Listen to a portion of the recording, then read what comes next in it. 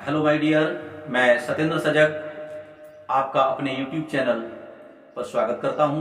इस YouTube channel पर लगातार आपके लिए बहुत ही ज्ञानवर्धक, मोटिवेशनल और बहुत सी स्टोरी ऐसी मिलेंगी जो आपके जीवन को बदल दें। यदि आप कुछ नया करना चाहते हैं तो जरूर हमारे चैनल पर बने रहें। हमारे चैनल को सब्सक्राइब करें, लाइक करें, शेयर करें और आवश्यक कमेंट भी करें।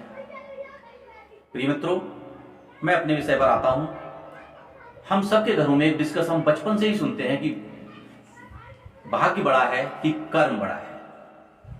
यद्यपि मेरा अपना निजी विचार ये कहता है कि कर्म हमारे हाथ में है, भाग्य हमारे हाथ में नहीं है।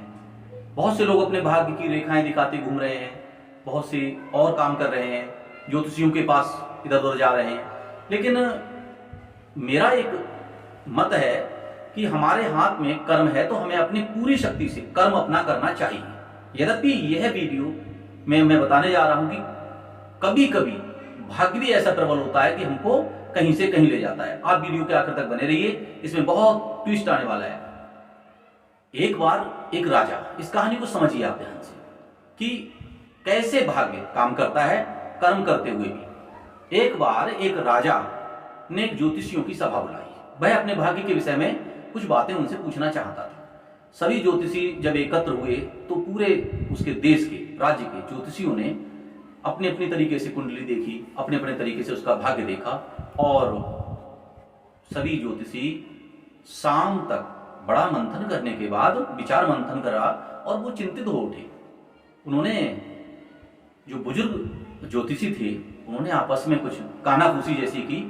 भोजन के बाद राजा ने पूछा कि आप लोग कुछ स्पष्ट नहीं बता पा रहे हैं, क्या बात है? हमारा तो राज्य अच्छा चल रहा है, हमारा सब कार्य भी बहुत अच्छा चल रहा है, फिर आप ये अलग अलग हटके कानाफूसी क्या हो रही है? क्या कहानी क्या है? असली बात बताओ। तो एक बहुत बुजुर्ग ज्योतिषी ने, जो विद्वान भी था, उसने कहा, राजन, आपकी मृत्यु अगले 7 दिन के अंदर लिखी हुई है।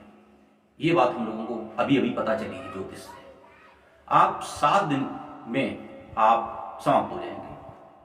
क्षमा करें आप, ये बड़ी बुरी बात हमको समझ में आ रही है और हमें ही नहीं आ रही है। सभी ज्योतिषियों ने इसी विषय पर एकमत हो गए हैं। राजा के मस्तिष्क पर चिंता की लकीरें आ गई। राजा बहुत चिंतित हुआ और राजा ने कहा, खैर चलो, जब ऐसा आपने देख ही लिया है तो हम कोई उपाय ढूंढो। कुछ ना कुछ, जब समस्या दिख रही तो समाधान भी होगा। जब हमारी मृत्यु आपको दिख रही है तो मृत्यु का समाधान भी होगा। और राजा ने एक ऑर्डर तुरंत जारी किया कि कोई भी ज्योतिषी अब इस महल से बाहर नहीं जाएगा। सभी ज्योतिषियों को इस महल में रहकर इस समस्या का समाधान ढूंढना है, अर्थात मेरी मृत्यु ना हो, ऐसी कोई तंत्र मंत्र ढूंढ लेना है। अब सभी ज्योतिषी बड़े चिंतित हुए और वह अपने ज्योतिषीय गणना करने लगे। 2 दिन बीते, 3 दिन बीते, उधर राजा की चिंताएं बढ़ रही थी। उन सब ने कहा, आगामी सोमवार तक आपकी मृत्यु सुनिश्चित है। अब धीरे धीरे टाइम बीत रहा था। ज्योतिषी भी चिंतित हो रहे थे, राजा तो बहुत चिंतित हो रहा था, क्योंकि बड़े विद्वान ज्योतिषियों ने ये बात कही थी। और अंततः शनिवार की शाम का समय हो गया, लेकिन समाधान कोई उचित नहीं मिला।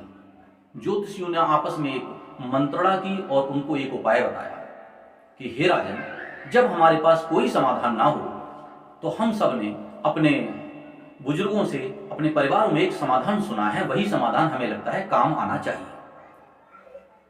राजा ने क्या, बताओ।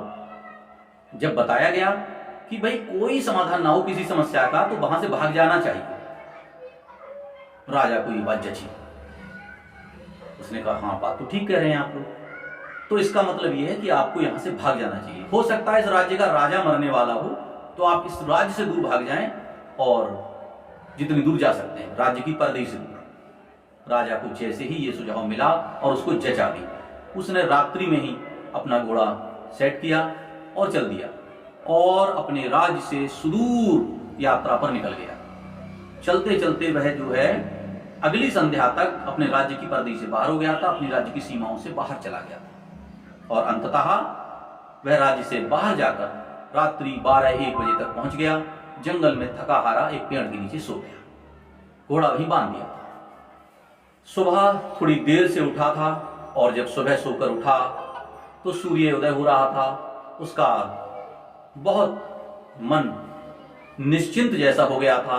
उसने चैन की सांस ली, सूर्य को प्रणाम किया और अंगड़ाई लेते हुए कहा, चलो मैं बचा तो राज्य से दूर आ गया, और अज्ञात स्थान कौन सा है ये ऐसी कुछ जिज्ञासा में था और कुछ शांति और सुकून महसूस कर रहा था।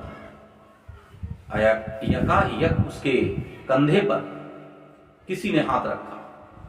वह एकदम स्तब्ध रह गया और उसने जब देखा तो पूछा कि आप कौन हैं और इस एकांत स्थान पर आप मुझसे क्या चाहते हैं। तो उसने कहा, हे राजन, मेरा नाम मृत्यु है, मैं यम का दूत हूं और मैं आपका ही यहां इंतजार कर रहा था।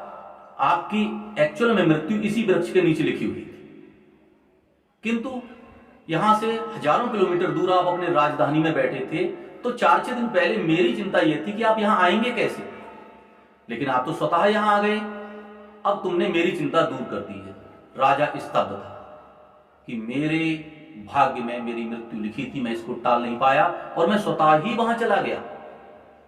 प्रिय मित्रों, यह कहानी क्या कहती है, आप कमेंट में जरूर बताएं। आप इससे क्या सीख पाए या क्या समझ पाए।